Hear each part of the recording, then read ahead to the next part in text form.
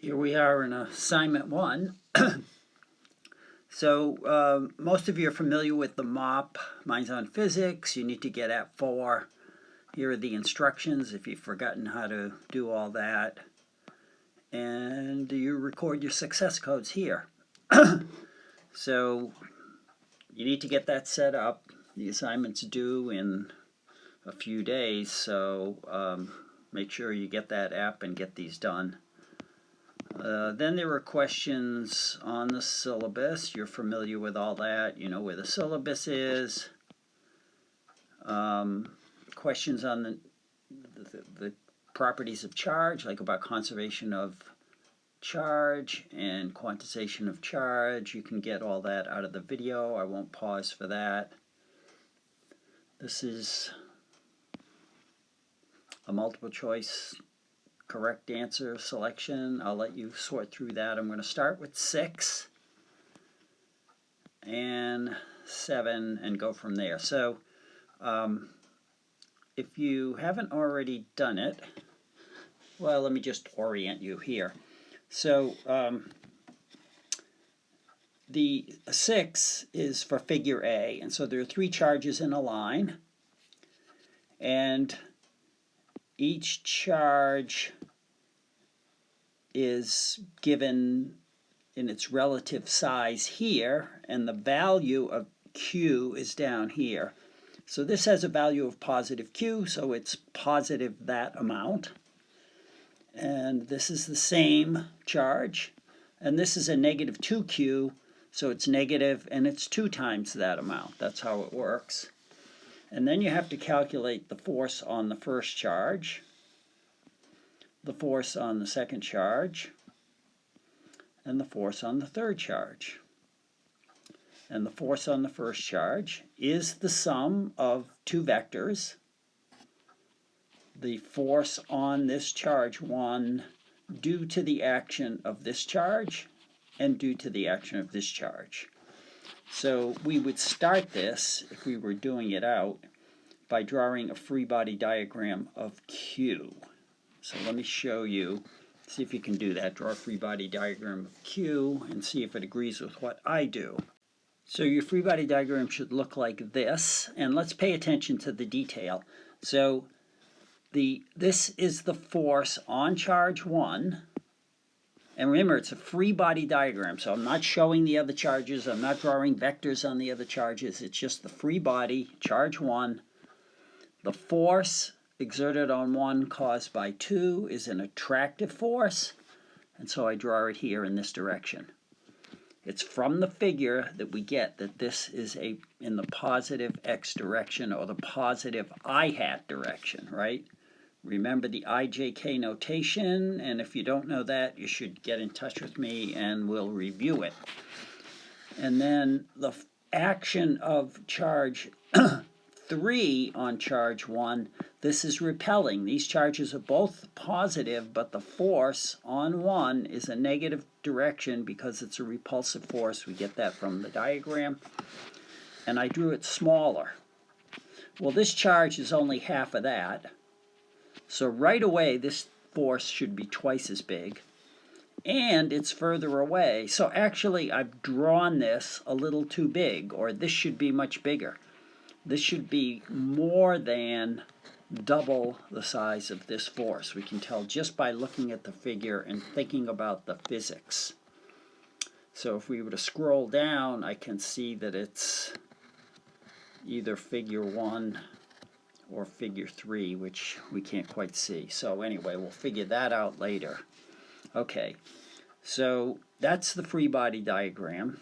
Well, let's take a look. Let's find out if we can figure out which figure that is. I need to scroll down.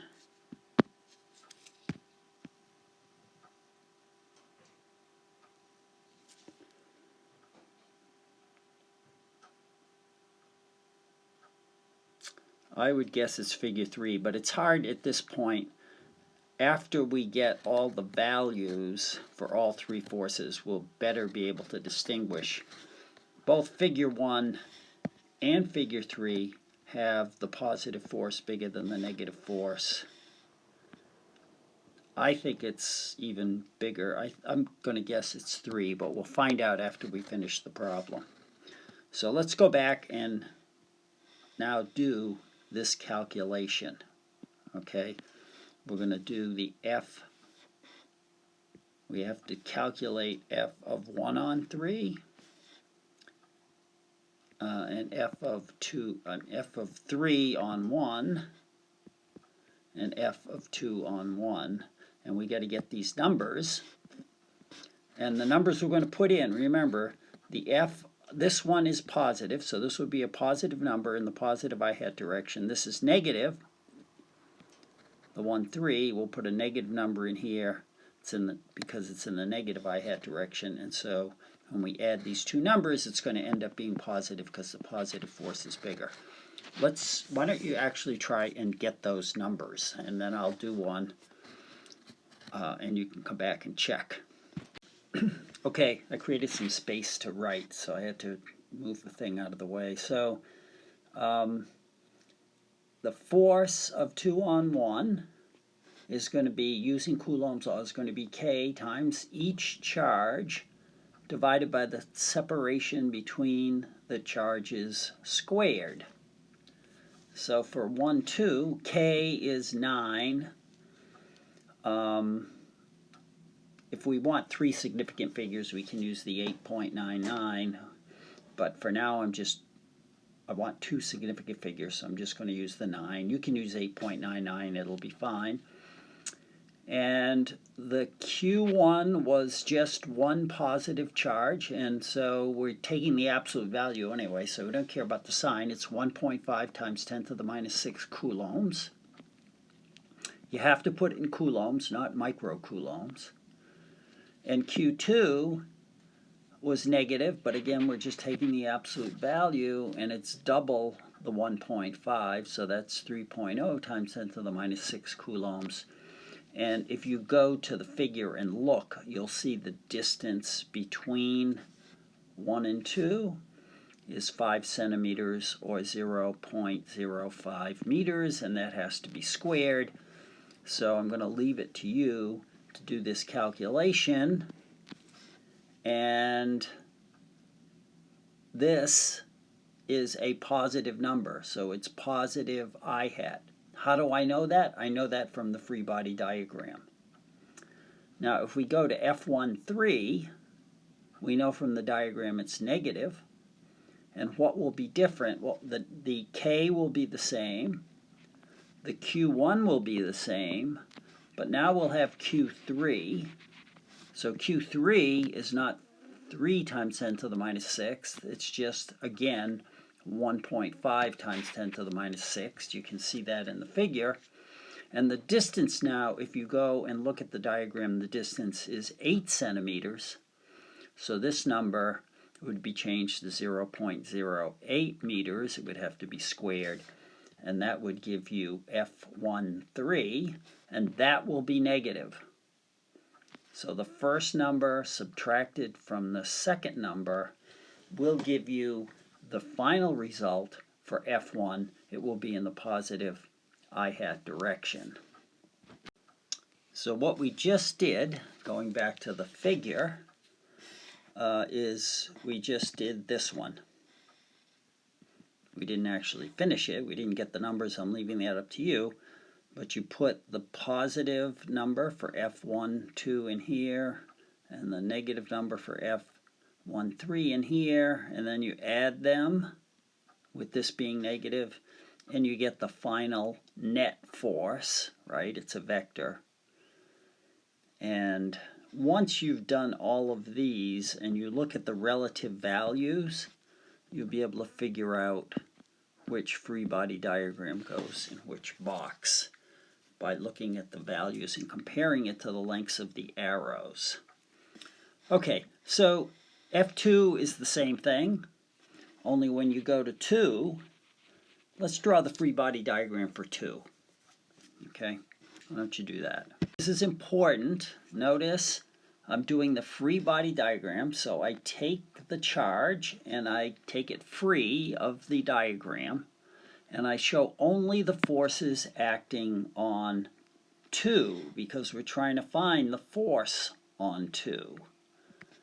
And so there's two forces acting on 2. Charge 1 exerts a force on 2, and so we would call that the force on 2 caused by 1. 2 is a negative charge, 1 is a positive charge. It's going to be an attractive force, and so I show it that way. Charge 2 has a force exerted on it due to charge 3. Charge 3 is a positive charge, so it's going to attract it. And so the vector on charge 2, the force vector on charge 2, resulting from the action of 3, is in the positive direction, an attractive force, and I drew it bigger. Why did I draw it bigger? Because the magnitude of these charges is the same, but this is almost half the distance. This is 3 centimeters away, and this is 5 centimeters away. And remember, if you go twice as far away, it's a square, the force would be 4 times weaker. So this is the other one of either figure 3 or figure 1. And okay, in the interest of time, let's leave this behind and go ahead to the next one where there were 4 charges. So number 7, the next problem is based on the figure below A, and you have 4 charges in a line. And so this is charge 1, charge 2, charge 3, charge 4, and what you have to do is find the force on 1, find the force on 2, find the force on 3, and find the force on 4. So the more you do this, the faster it should go, I hope. And the force on 1, let's draw the free body diagram for 1. There's going to be 3 vectors based on the action of the other 3 charges on charge 1. So go ahead and do that diagram and see how it compares to what I do. So once again, it's a free body diagram. This is charge 1. It has a charge of, it's -2 charge units, the same unit, right? So this is going to be a -3 times 10 to the minus 6 coulombs. I show it by 2 charges.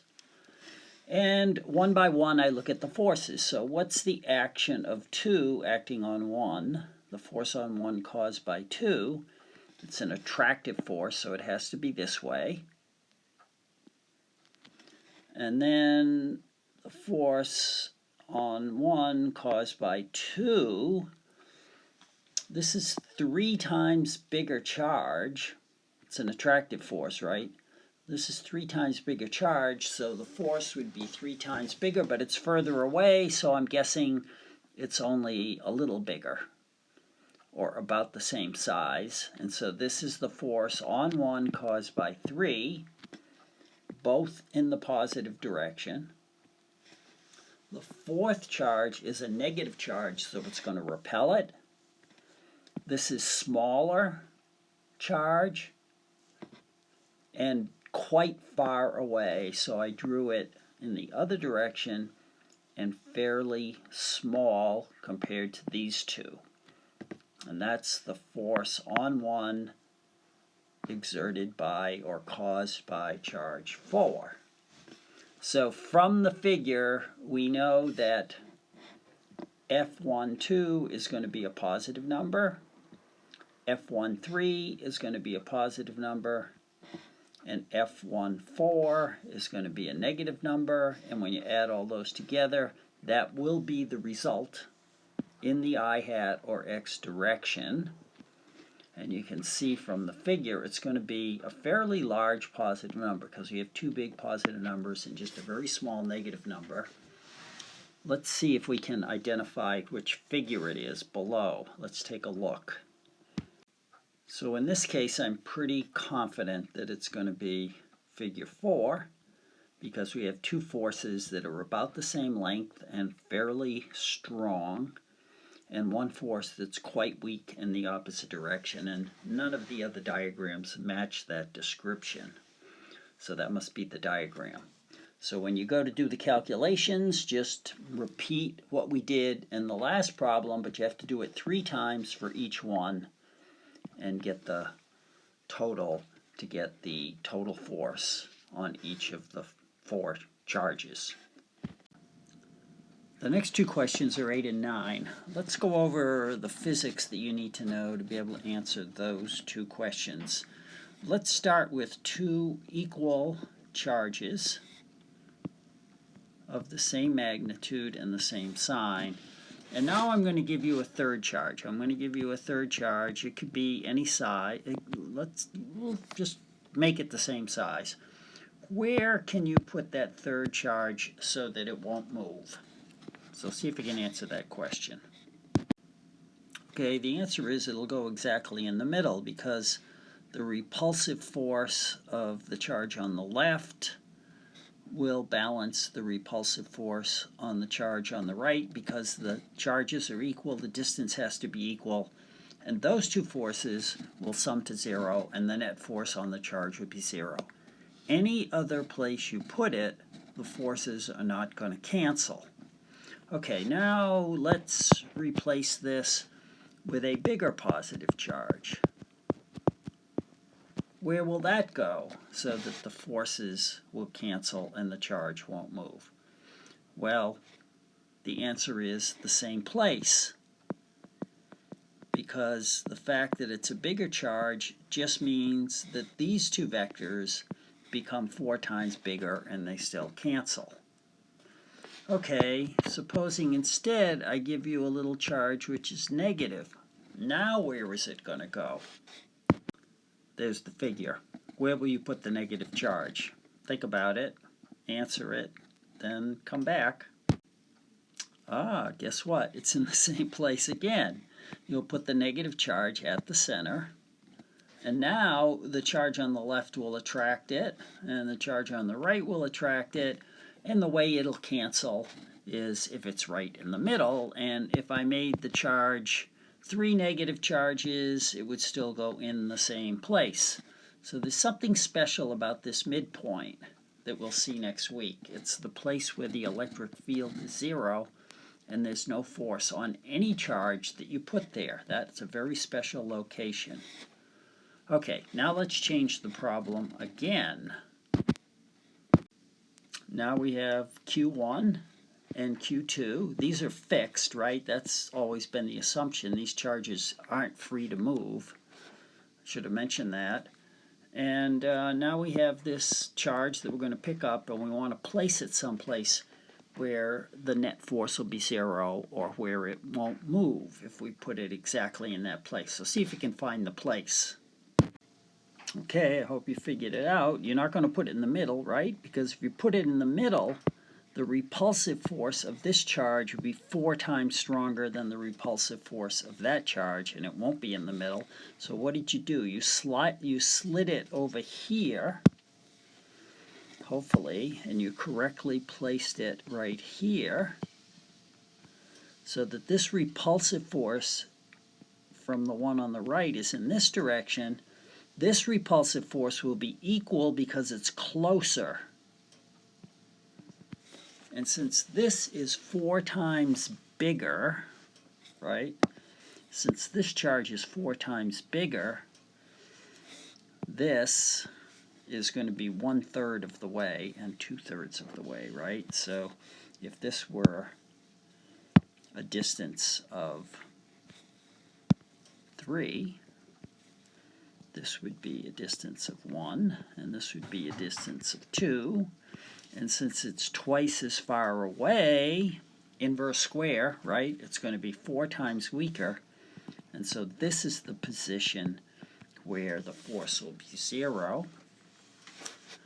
And now I'm going to give you a negative charge. And where is that going to go? Pause the video and think about it. Okay? Well, it's going to go in the same place, because if I put a negative charge here, now the left-hand charge attracts it, and the right-hand charge attracts it, and the forces are still opposite. and it needs to be closer to the smaller charge. So this now is a special point for this arrangement. This is the point next week where you'll find out where the electric field is 0. Okay, now let's look at another situation. Okay, in this case we have a positive charge and a negative charge that are equal in magnitude. And we have a positive charge, and we want to know where can we put this positive charge so that the force on it will be 0.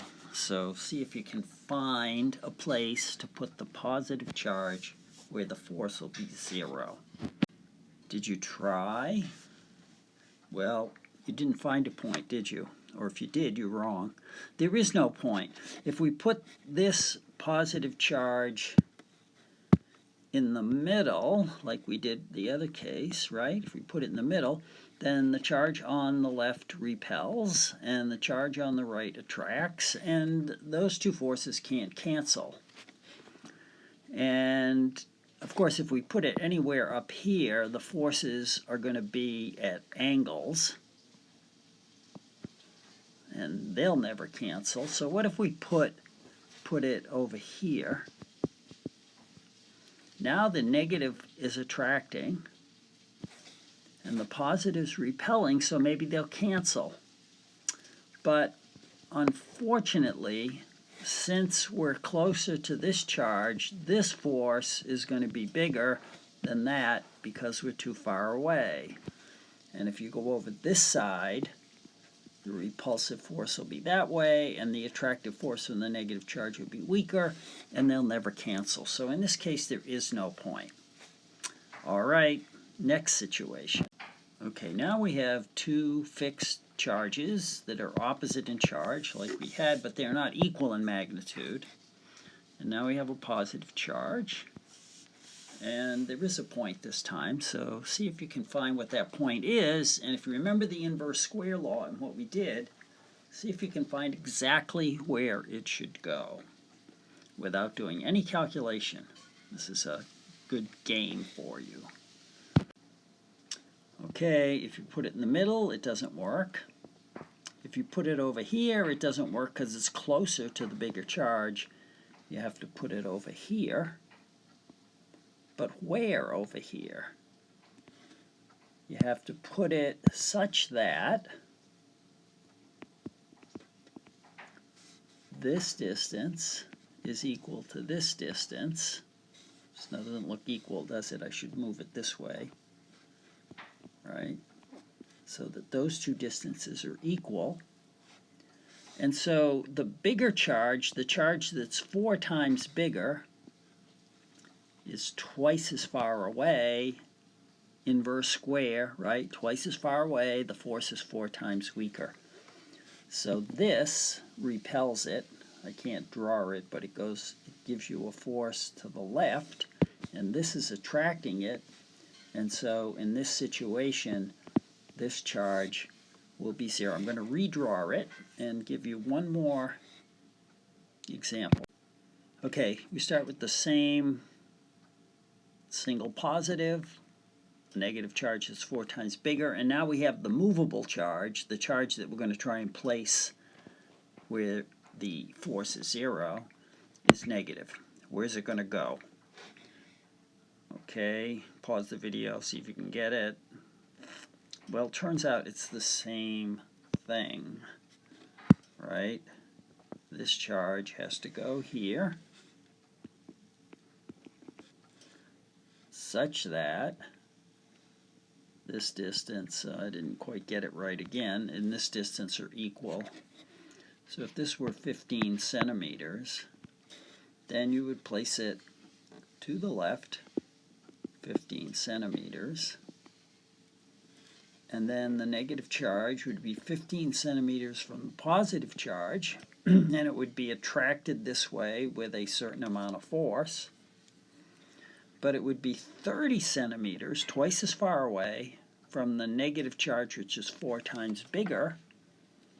And so this increases the force by 4 times, being twice as far away, decreases the force by 4 times, and these two vectors end up being equal, and this charge in the same location will have a force of 0.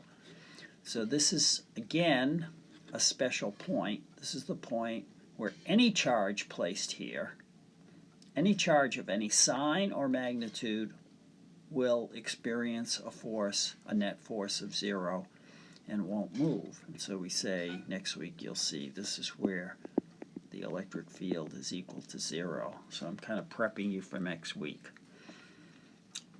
Okay, now let's actually do the problem in general as it's done in the assignment problem.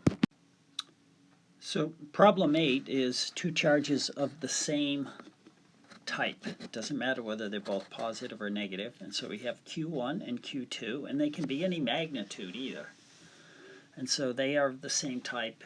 And so what we know from our previous discussion is that Q3 has to go between them and will go closer to the smaller of the two charges. So following the figure in the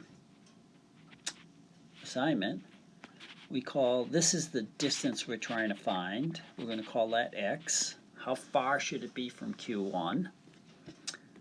The two fixed charges are separated by a fixed distance d, and so that makes this distance between Q3 and Q2 d minus x. So because Q1 acts on Q3 and Q2 acts on Q3, there are two forces in opposite directions. And so if we get those two forces just right, if the magnitude of those two forces are equal, the sum of the forces will be 0.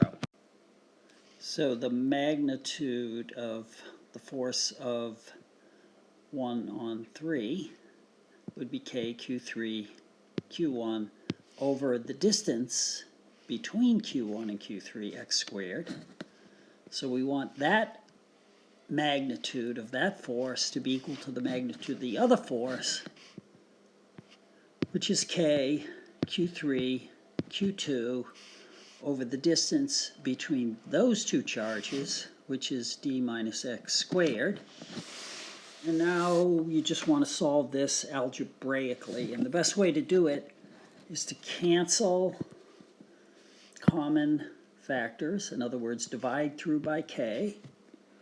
And notice Q3 is common to both sides, so we can divide through by Q3, which is another way of saying that the place where this is going to be 0 is going to be 0 for any Q3 at all. So the mathematics confirms the physics. And now you just want to multiply both sides by x squared and multiply both sides by d minus x squared and take the square root and solve for x. So try to do that. There we go. I multiplied both sides by x squared. And I divided both sides by Q1, the absolute value. And so I get Q2 over Q1 times x squared.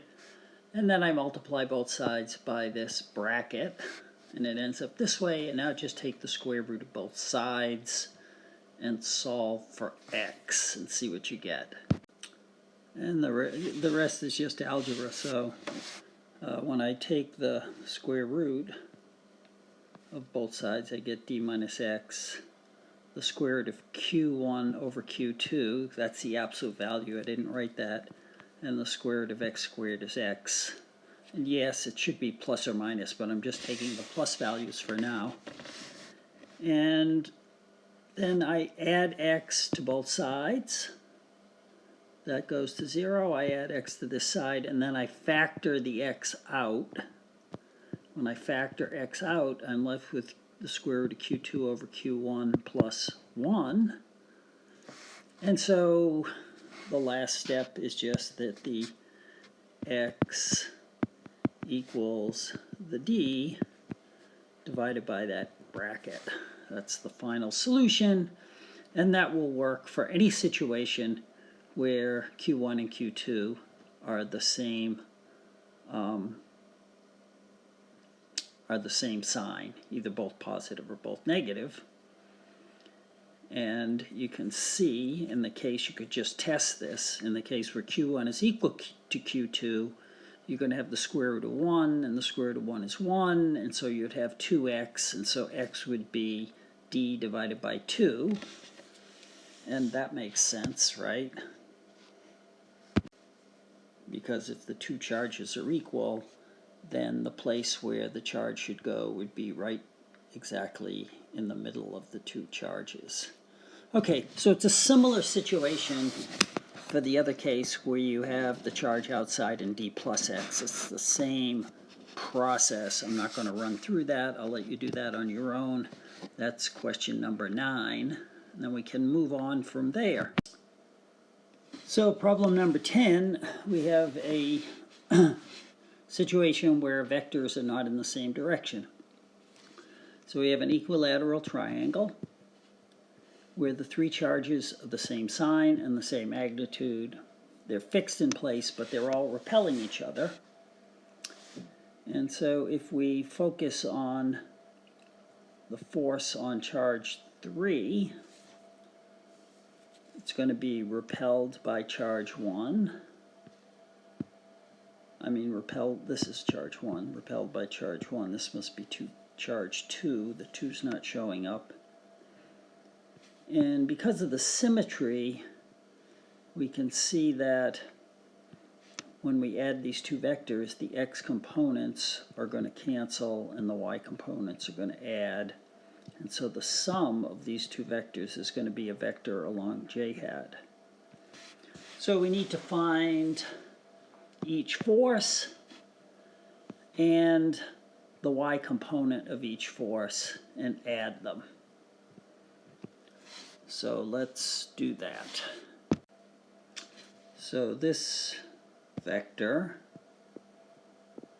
is the force of 1 acting on 3, or the F31, and the magnitude is going to be k times the charge Q3 times the charge Q1 divided by the distance between them. That's the side of the equilateral triangle, s squared. And then we want to find the y component. I found the x component. So the x component, let me just show you what I wrote, would be the magnitude. And Q1 and Q3 are both a charge quantity, capital Q. So Q1 times Q3 is Q squared. And there would be the cosine of 60 degrees for the x component. But as we saw, the two x components are going to cancel. Oh, where's the 60 degrees, you say? Well, look. This is an equilateral triangle, so this is 60. So if we draw a line here, since this is 60, this is going to be 60 and 60, and so all these angles are going to be 60, right? And there you get your 360. But what we want is the y component. So the y component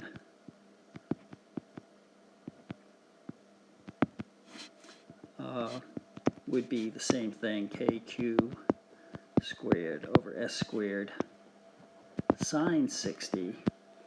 And the sine of 60 is the square root of 3. It's on your equation sheet if you don't know it. Square root of 3 over 2. And so this y component, the 1y component, would be k q squared over s squared times the square root of 3 over 2. But there's two y components, right? The F31 and the F32.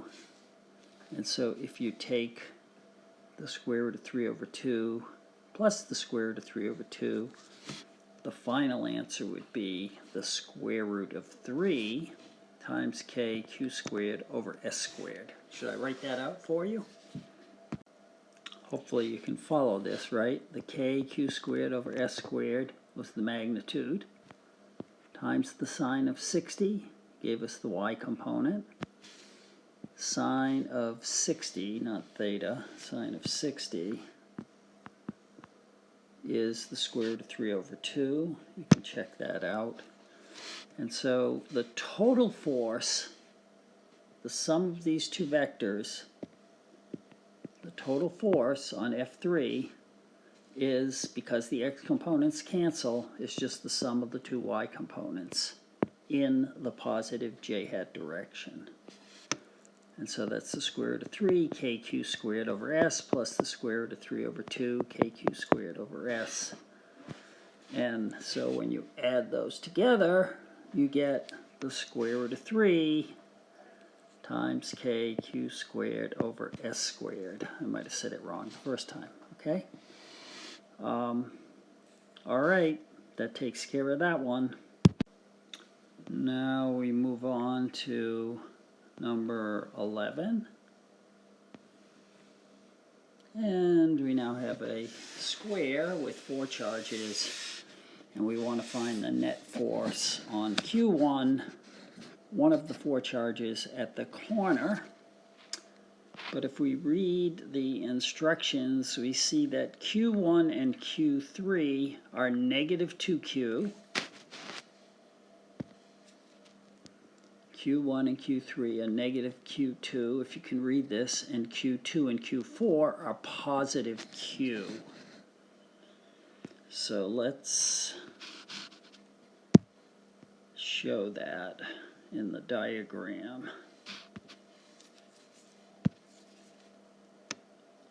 This is 2 negatives, this is 2 negatives, this is a positive, and this is a positive. So when we go to the negative is attracted to the positive, that's Q1, right?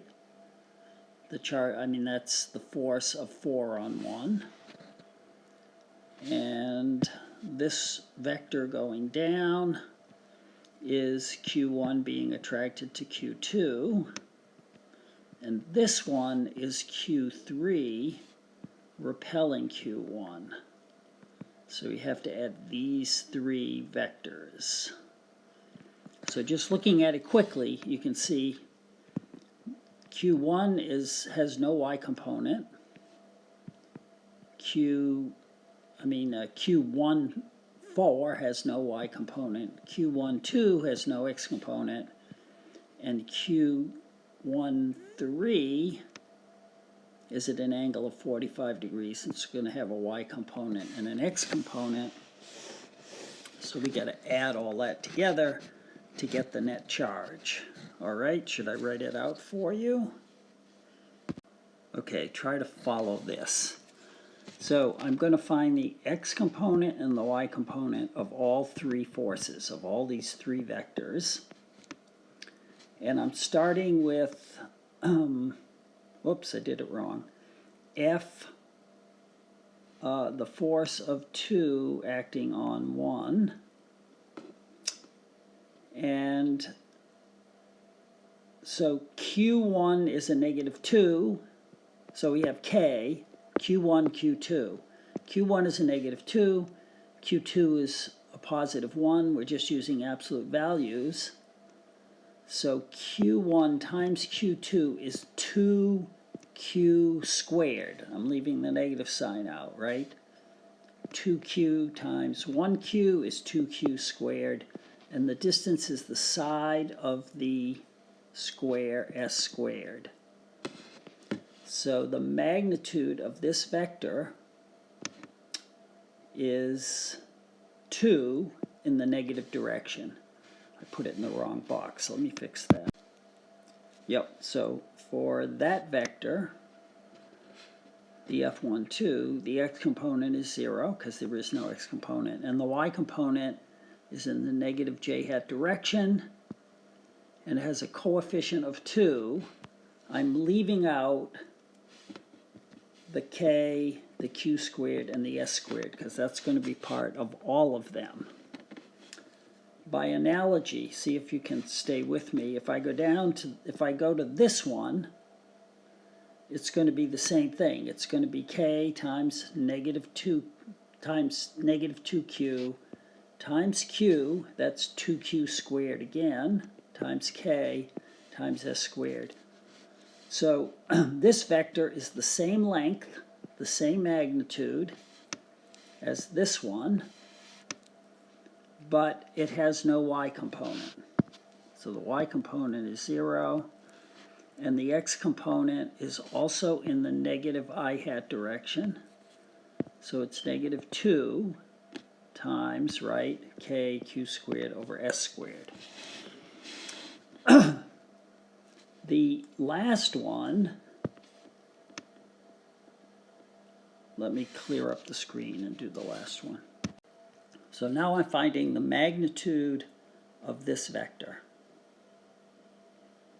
And so it's going to be k times q1, which is 2q, magnitude, right, times q3, which is 2q, times the distance squared. Whoops, I made a mistake. The distance isn't s, it's this distance. So I have to go back. So you see this distance from here to here is the square root of 2 times s.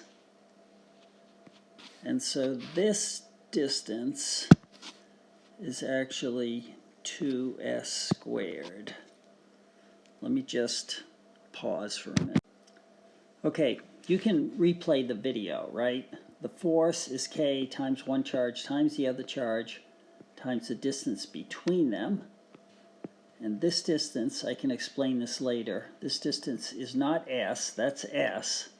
This is the square root of 2 times s, and if you take the square root of 2 times s, that distance, and you square it, you get 2s squared.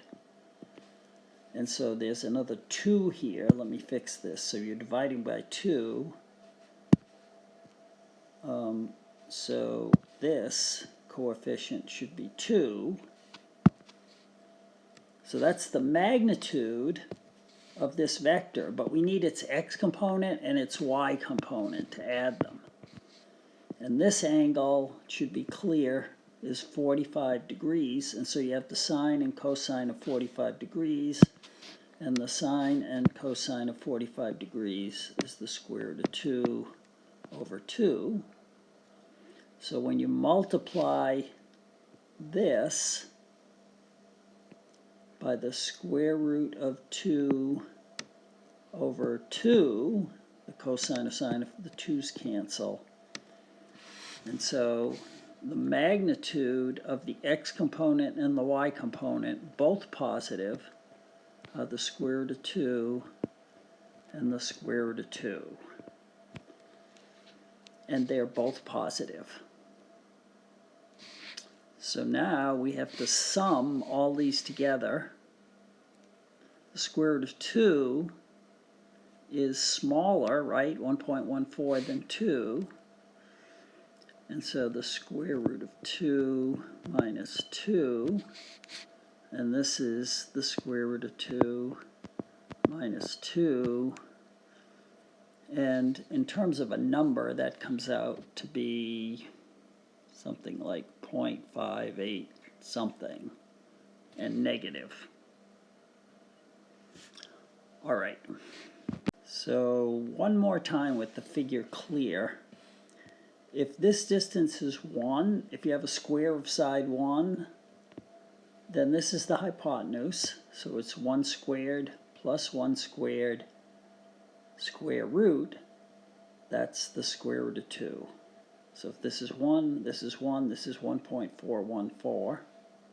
If this is s, and this is s, this would be s squared plus s squared, 2s squared square root. This would be the square root of 2 times s. That's where we got that. And since it's a square, the x and to the x and y axis, that's a 45-degree angle. And the sine and cosine of 45 degrees of the square root of 2 over 2, and that's where all this comes from. Okay, we're almost done. All right, moving on from problem 11. Let's take a look at problem 12. So far, what we've done is only problems involving point charges. And so now we want to learn how to deal with situations. Supposing we have something where you don't have a point charge. Supposing you have a charge that's not a point, and Coulomb's law is written for point charges, then you have to artificially take the object and turn it into points. So the situation that we have is a semicircle of charge evenly distributed over the semicircle and a second point charge. So if we consider this a point charge and we consider this a point charge even though it doesn't look like one, then we would consider that all this charge was located at the center. And so to find the force between this and this, treating it like a point charge, would be just K times this Q, times whatever this Q was, times the distance between their centers, squared, which is the radius of the circle. So that's easy. But it's not a point charge. So to make it seem more like a point charge, we're going to divide it into 3 pieces and treat each piece like a point charge. And each piece will act on the point charge. So this piece repels in this direction. And again, we always measure from the charge to the center of the piece. That's why the direction is this way. And then from this charge to this charge at its center, and the force is that way, and so on for this piece. And so creating these pseudo-artificial point charges, we add these 3 vectors and we get an answer. But they're still big, and so the more pieces we cut it into, the more they start to look like point charges. So in the final case, we'll cut it into 9 pieces, and we'll have 9 vectors we have to add. For all these situations, you can see that the y components of the vectors, they come in pairs, and the y components cancel. So actually what we're doing is we're adding this vector to the x component of this vector to the x component of this vector, and when we add those 3 vectors together, the y components cancel and you'll end up with the result. And when you do this one, you've got 9 vectors, so you're adding this vector plus the x component of this vector plus the x component of this vector, so on, for all 9 vectors. And in every case, you can see that these 2 vectors, the y components cancel. And this vector and this vector, the y components cancel. So we're using the high symmetry to simplify this problem. In each case, the distance from the charge to the center of the piece, no matter which situation it is always the radius of the circle. So that's a constant. But the angle will depend on the geometry of the situation. So in this case, you can see the angle of this force is going to be from the center of this piece. So this is 60 degrees, and so from here to here is 30. And then this is another 60, so to the center is another 30, so that angle ends up being 60 degrees. And so you have to do that for each situation because these 3 vectors are all the same, but the x component is going to be this vector times the cosine of this angle, in this case 60 degrees. So what's the magnitude of each of these vectors in this case here? See if you can get that. Pause the video and then come back. So as I said, the magnitude of each of these vectors is the same. So let's find the magnitude of this. It's going to be k times this charge, which is Q1, times Q2, this piece, divided by the distance between the centers squared. So there's the K. This charge is little q.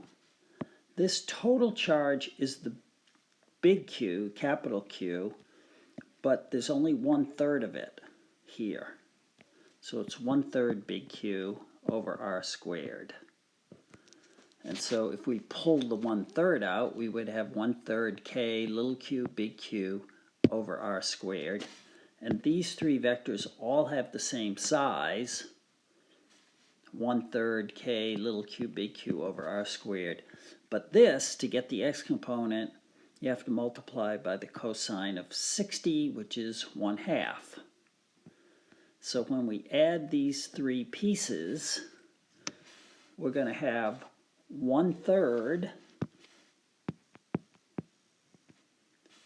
for the coefficient of this piece. That's the whole thing. But this, the 1/3 gets multiplied by 1/2. So it's 1/6. And then the one going down also has 1/6. And so 2/6 plus 1/6 plus 1/6 is 4/6. So the coefficient ends up being 2/3 times, of course, don't forget you have the K, the little q, big Q over r squared.